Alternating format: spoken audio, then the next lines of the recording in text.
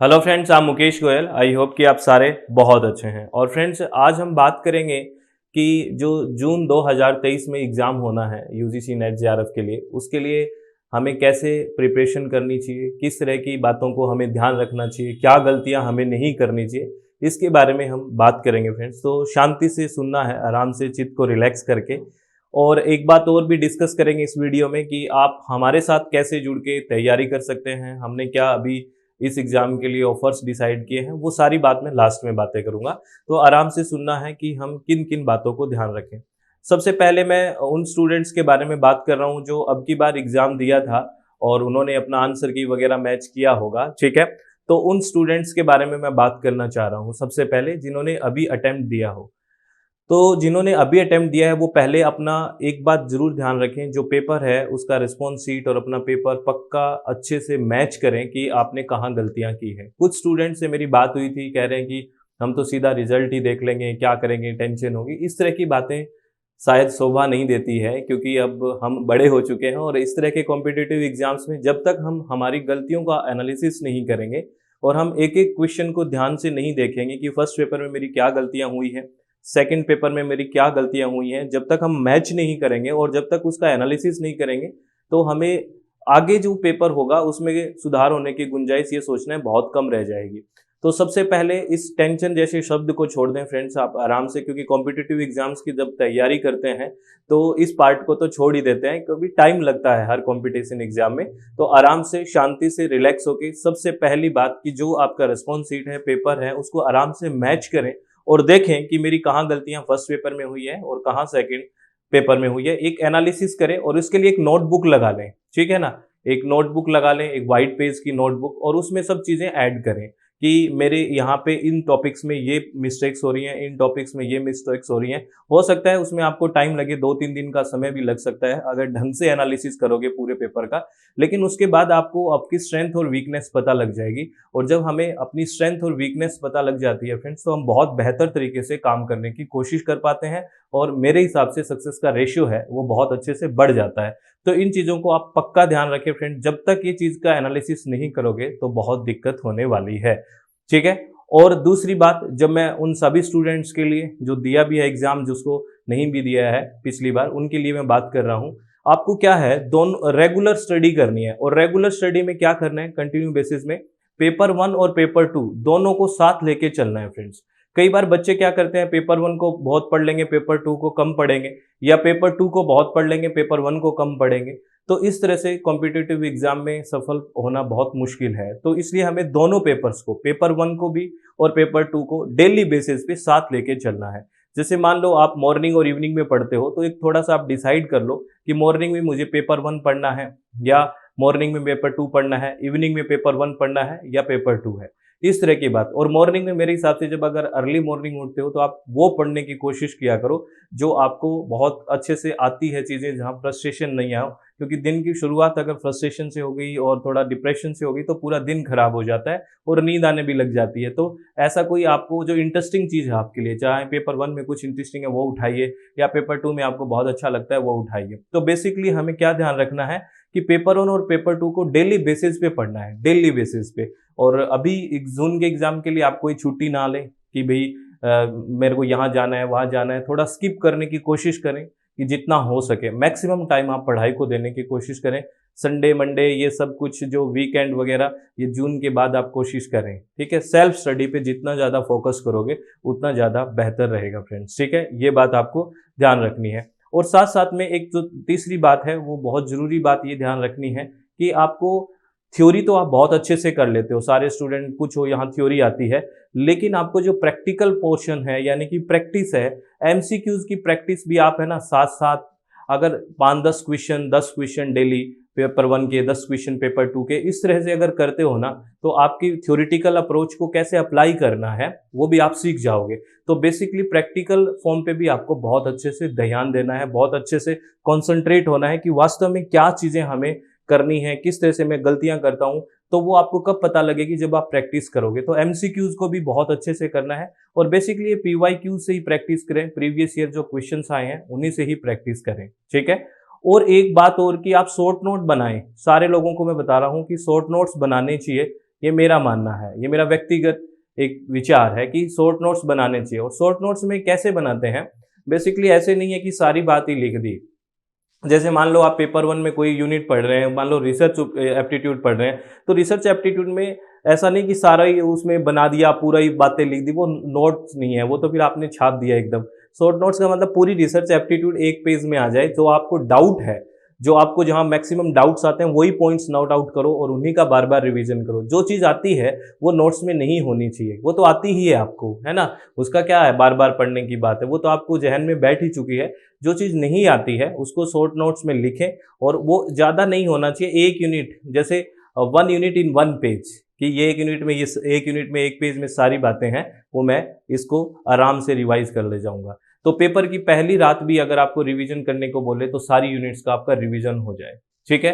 और ऐसा ही आपको पेपर 2 में करना है। जैसे पेपर 2 में थोड़ा सा सिलेबस और वो हर यूनिट में थोड़ा ज़्यादा है मैटर, तो उसमें भी शॉर्ट नोट्स बनाने हैं। और उसमें भी ये नहीं है कि बहुत ज़्यादा लिखना है, उसमें भी आप एक पेज की जगह 2 पेज कर सकते हो, ऐसा नहीं बहुत ज़्यादा, क्योंकि आप इतनी बार पढ़ चुके हो, रिवाइज भी कर चुके हो।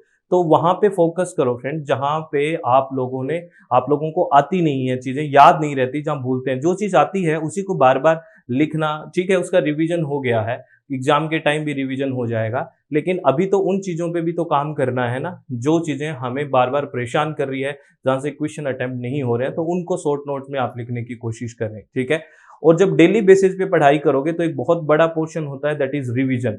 तो रिवीजन तो जो आप करो ना, जो रिवीजन कंपलसरी होता है फ्रेंड। जब हम 2 ऑप्शंस की बात करते हैं ना, 4 ऑप्शन में 2 तो हमें एकदम एलिमिनेट कर देते हैं, 2 में हमें डाउट रहता है और वहीं पे हम गलती करते हैं, और वो इसलिए करते हैं कि हम रिवीजन नहीं करते सही से। अगर प्रॉपर वे में हम रिवीजन करेंगे तो हमें जो डाउट्स हैं और जो हमें चीज़ें बार बार भूलते हैं वो एकदम कंठस्थ हो जाएगी, वो एकदम माइंड में परमानेंट मेमोरी में चली जाएगी। और रिवीजन करने के लिए आप ऐसा नहीं कि आज कोई टॉपिक पढ़ा है उसको 1 महीने बाद पढ़ रहे हैं, वो फिर रिवीजन नहीं है, वो तो फर्स्ट टाइम ही हो जाएगा। आज जो टॉपिक पढ़ा है आप कम से कम उसको, मेरे मानना है कि उसको 3 दिन के अंदर अंदर एक बार और पढ़ दें सरसरी नज़र से, और फिर 7 डेज में पढ़ दें, और फिर 15 डेज में पढ़ दें, और फिर मंथ के एंड में। ऐसे आपको देखो, अगर पहले दिन आपको 3 घंटे लगा है, उसके 3 दिन के अंदर आपको 2 घंटे क्या 1.5 घंटा लगेगा, फिर आप मानो आधा घंटा लगेगा, फिर 15-15 मिनट में आपका रिवीजन हो जाएगा। तो इस तरह से एक प्रॉपर सिस्टमेटिक वे से चलिए। अब इतना रिवीजन एक टॉपिक का हो जाएगा ना, तो बिल्कुल वो परमानेंट मेमोरी में गया, अब आपको भूलने की कोई किसी भी तरह की गुंजाइश नहीं है। हम क्या करते हैं, आज पेपर कोई टॉपिक पढ़ा, उसको 1 महीने बाद पढ़ते हैं। अब ऐसा भी लगता है, जग सुना सुना लगता है, ऐसा भी फील होता है कि ये है कि नहीं हमारे सिलेबस में, इस तरह की बातें भी दिमाग में रहती है, ठीक है। तो अब रिविजन कैसे करोगे, पहले आज पढ़ लिया, फिर विद इन 72 आवर्स एक बार फिर पढ़ो, फिर उसके बाद 7 दिन के बाद, फिर 15 दिन में, और फिर 30 दिन में अब आपकी परमानेंट मेमोरी में जा चुका है वो। अब बहुत ही रेयर एंड रेयर चांस है कि आप उस बात को भूल जाओ। और आप टाइम देखोगे तो इस पूरे टॉपिक को 6 घंटे लगा होगा परमानेंट मेमोरी में जाने में, है ना, ज्यादा से ज्यादा। लेकिन आप 3 घंटे बचाने के चक्कर में वो 3 घंटे खराब भी हो गए और एग्जाम तक याद ही नहीं रहा। इसके लिए हमें प्रॉपर मैनेजमेंट चाहिएगा फ्रेंड्स। ये बात ईजी लग रही है सुनने में, लेकिन इसको अप्लाई करने में टाइम लगेगा। कैसे, आपको टॉपिक पढ़ा है, उसमें डेट भी डालोगे कि इस डेट को मैंने ये टॉपिक पढ़ा है, ठीक है, उसकी रिवीजन की डेट आगे डाल दोगे, फिर रिवीजन वाली डेट में जब रिवीजन हो जाए भी रिवीजन डन, और उसके बाद आगे वाली डेट डाल दोगे। ऐसे नोट्स के ऊपर लिखना पड़ेगा और ये मैनेज्ड वे में काम करना पड़ेगा, और ये बहुत स्मार्ट वर्क हो जाएगा।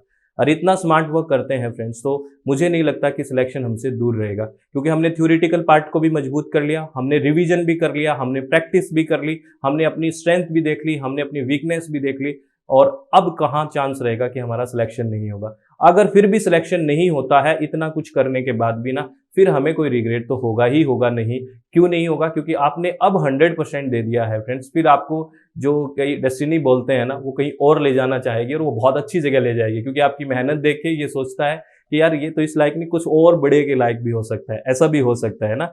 ऐसा पॉजिटिव सोचना चाहिए फ्रेंड्स, ठीक है। कभी डिप्रेशन, कुछ स्टूडेंट कहते हैं मेरे मार्क्स बहुत कम आ रहे हैं, मैं डिप्रेशन में आ गया हूँ, मैं क्या करूँ, मैं छोड़ दूं क्या। भाई छोड़ दे, किसी को क्या फर्क पड़ता है उससे, कोई दिक्कत नहीं होगी किसी को।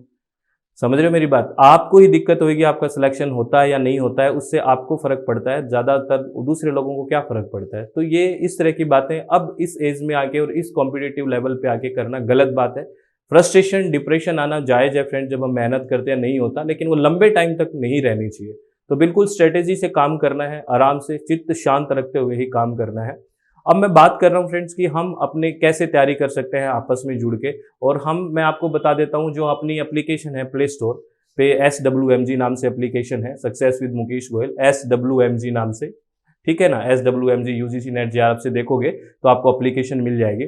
इसमें अभी जो भी रजिस्ट्रेशन हो रहा है उस पर 25% ऑफ है फ्रेंड्स, अभी आप इसमें ज्वाइन कर सकते हैं। इसमें हम पेपर 1 पढ़ते हैं जो हिंदी और इंग्लिश मीडियम दोनों में होता है फ्रेंड्स, उसकी फीस हमने अभी 25% ऑफ की हुई है। तो अगर आप विलिंग हैं तो आप ज्वाइन कर सकते हैं।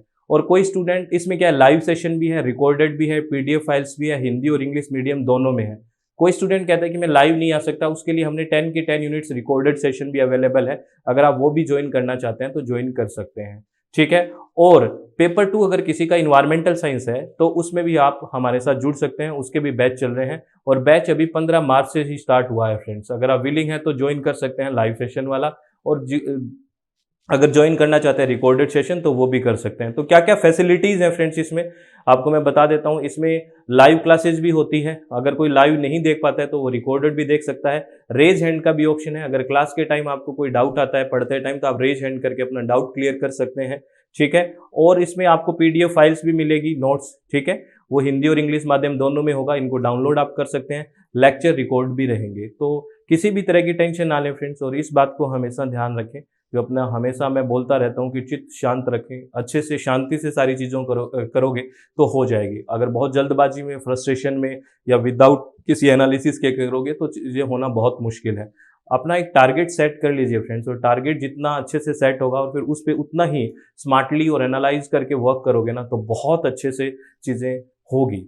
अभी हमने ठीक है वो अंधी दौड़ में दौड़ने की कोशिश कर रहे हैं, इससे पढ़ लें, यहाँ से पढ़ लें, वो पढ़ लें, ये पढ़ लें, इससे सिलेक्शन होना बहुत मुश्किल होता है। पहले अपने आप की स्ट्रेंथ और वीकनेस को पहचानें, उस पर काम करने की कोशिश करें, रेगुलर पढ़ाई करें। बहुत सारे स्टूडेंट ये सोच रहे होंगे कि रिजल्ट आएगा तब बात करेंगे, तब देखेंगे, उनको अपना रिजल्ट पता है लेकिन उनको टाइम खराब करना है। एक आत्म संतुष्टि भी तो कोई चीज़ होती है ना, वो पढ़ाई स्टार्ट नहीं करेंगे जब तक रिजल्ट नहीं आएगा, ठीक है, क्योंकि उनको ये लगता है कि क्या पता हो जाए, क्या पता हो जाए, वो क्या पता, क्या तुझे नहीं पता क्या होना है कि नहीं होना। समझ में आ रही है, पिछली कट ऑफ देख के भी हम आइडिया लगा सकते हैं, तो फिर क्यों टाइम बर्बाद करना, क्योंकि एग्जाम फिर आ जाएगा। कितना टाइम बचा है, मार्च एंड हो गया, अप्रैल मई जून, फिर क्या करेंगे, फिर सोचते रहेंगे, फिर फॉर्म भरेंगे, फॉर्म की डेट कब आएगी वो टेंशन उसको, फिर एडमिट कार्ड कब आएंगे वो टेंशन उसको, सारी टेंशन ले लेंगे लेकिन एग्जाम की तैयारी में टेंशन कम लेते हैं, वहाँ पे हमें टेंशन लेनी चाहिए फ्रेंड्स, ठीक है। तो मेरी तरफ से आपको ऑल द वेरी बेस्ट, आप लोग खुश रहिए, इसी तरह से पढ़ाई करते रहे और किसी भी तरह की गलती ना करें फ्रेंड्स। अगर बार बार गलती करोगे तो आपको पता है बार बार वही रिजल्ट्स आएंगे। तो रिजल्ट्स को अगर बदलना चाहते हो तो जो गलतियां कर रहे हैं उसको आप कम कर दो या बंद ही कर दो धीरे धीरे, ठीक है। तो ऑल द वेरी बेस्ट, बहुत बहुत धन्यवाद, thank you, thanks a lot friends.